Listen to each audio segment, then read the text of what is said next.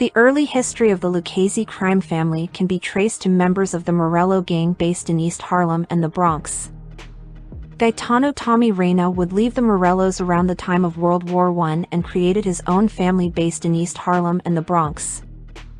As the family's leader, Reina avoided the Mafia Camorra war for control over New York City. He instead focused on controlling the home ice distribution business throughout New York City. During the early 1920s, Reina became a powerful Prohibition-era boss and aligned himself with Joseph Masuria, the most powerful Italian-American crime boss in New York. In 1930, the Castellamarese War began as Masuria fought with rival Sicilian boss Salvatore Maranzano.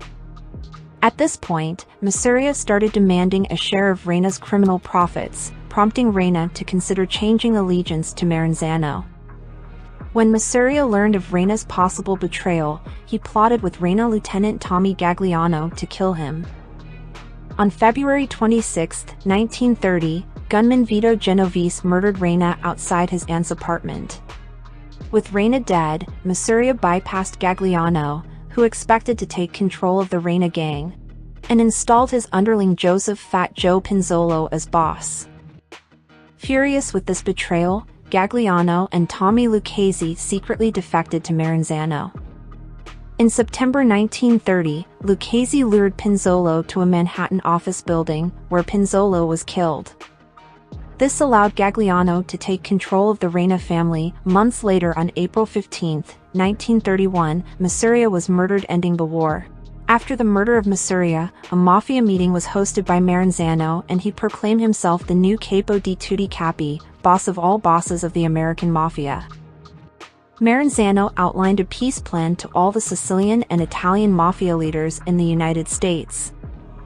There would be 24 organizations throughout the country who would elect their own bosses.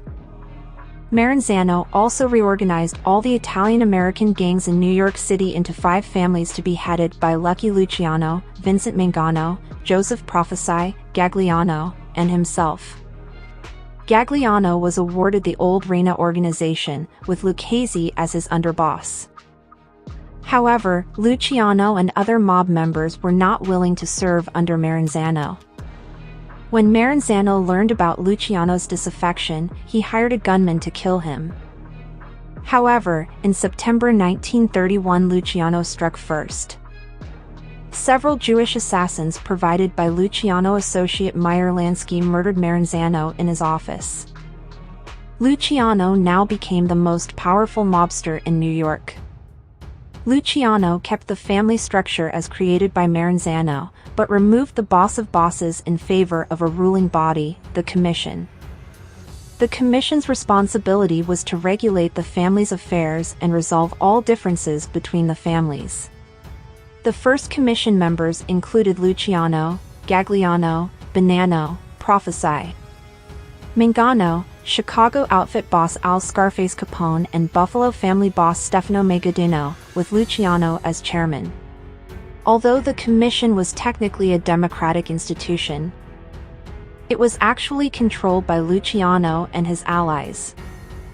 During the 1930s and 1940s, Gagliano and Lucchese led their family into profitable areas of the trucking and clothing industries. When Luciano was sent to prison for pandering in 1936, a rival alliance took control of the Commission. The alliance of Mangano, Bonanno, Buffalo crime family boss Stefano Magaddino, and Prophesai used their power to control organized crime in America. Understanding his vulnerability, Gagliano was careful to avoid opposing this new alliance. Gagliano was a quiet man who avoided the media and stayed off the streets. He preferred to pass his orders to the family, the Lucchese, and a few other close allies. In contrast, Lucchese was the public face of the family who carried out Gagliano's orders. In 1946, Lucchese attended the Cosa Nostra Havana conference in Cuba on behalf of Gagliano. Gagliano kept such a low profile that virtually nothing is known about his activities from 1932 until he retired or died between 1951 and 1953.